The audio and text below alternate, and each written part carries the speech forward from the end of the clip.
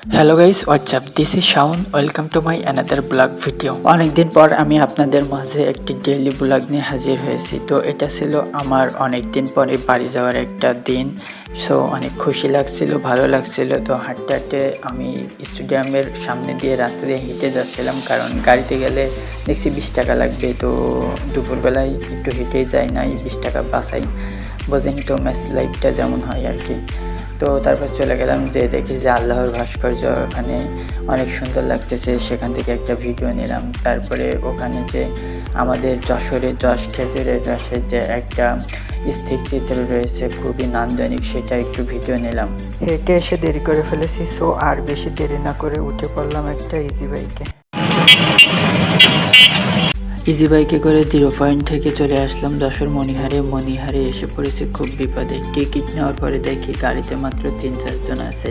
এখন আমি জিজ্ঞেস করছি যে কতক্ষণ লাগবে। তখন জিজ্ঞেস করার পরে আমার যে উত্তরটা দিল, তাই শুনে মনে মনে চিন্তা করে নিলাম আর কোনোদিন মনিহার দিয়ে যাব না। গাড়ি এটা কয়টায় ছাড়বে? কয়টায় ছাড়বে বলেন? ও, কয় মিনিট পর ছাড়ে এই জায়গার থেকে? 30 মিনিট। এরপর প্রায় 1 ঘন্টা পরে গাড়ি স্টার্ট দিল। মনে করলাম এবার মনে হয় চলে যাবে, কিন্তু যারা মনিহার দিয়ে এসেছেন তারা বলতে পারবেন যে স্টার্ট দেওয়ার পরে 8-15 মিনিট দাঁড়িয়ে থাকে। মনে হচ্ছে যে ওরা জ্যামের জন্য যেতে পারছে না, বাট ওরা এমনিতে ওখানে 8-15 মিনিট দেরি করে।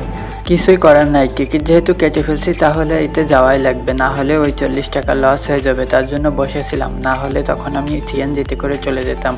তো আমি যখন বসে রয়েছি একা একা, আর কি করবো, ভালো লাগছিল না। তখন পাশে যে ভাইটা বসেছিল ওর সাথে একটু ভাব জমানোর চেষ্টা করলাম। সিএনজিতে যে পথ 25 মিনিট লাগতো, সেই পথ প্রায় 2 ঘন্টা ওভার, 2.5 ঘন্টা পরে আসলাম। আসার পরে মনিরামপুরে নামলাম, নামার পরে একটা ভ্যানে উঠলাম। ভ্যানে উঠে একটা চাষির সাথে পরিচিত হলাম, তার নাকি আমাদের গ্রামে আত্মীয় আছে। কি করছেন? মানে সবাই যায় আর আমি আমার বিয়ে বাড়ি তো বিয়ে আছে? ওই গোপুর গোপুর মানে? ওই জন্য পাগল ও আচ্ছা আচ্ছা, আমার দাদার নামও তো গোপুর, এই জন্য আমি করছি কি ব্যাপার, আমাদের আত্মীয় আর আমি চিনি না। একই গ্রামে এক নামে 2-3 জন হলে যা হয়। উনি যার কথা বলছে তার নামও গফুর, এদিকে আমার দাদুর নামও গফুর। তারপরে আর কি উনি বিশ্লেষণ করে বলে দিল এই গফুর। তো তারপরে আমি চিনতে পারলাম।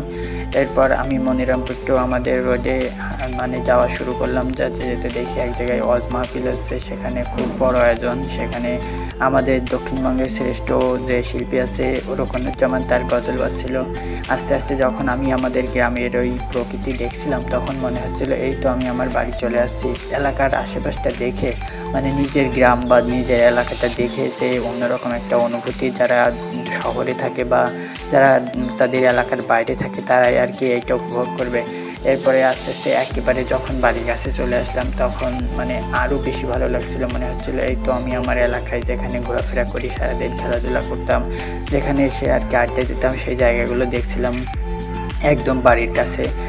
তো এরপরে ওই আমাদের গ্রামে যে ভাটাটা আছে, সেখানের পাশ দিয়ে যে খালটা আছে, এটা খাল না, এটা অবশ্যই একটা মানে ক্ষেত, এবং এখানে বৃষ্টির সময় ভরে যায়, অনেক সুন্দর লাগে, তখন খালের মতনই লাগে। এরপর ভ্যান থেকে নেমে আমি আমার বাড়ির রাস্তা দিয়ে হাঁটা শুরু করলাম। তো আজকের ভিডিও এই পর্যন্তই। যারা শেষ পর্যন্ত দেখেছেন সবাইকে ধন্যবাদ। আল্লাহ হাফেজ।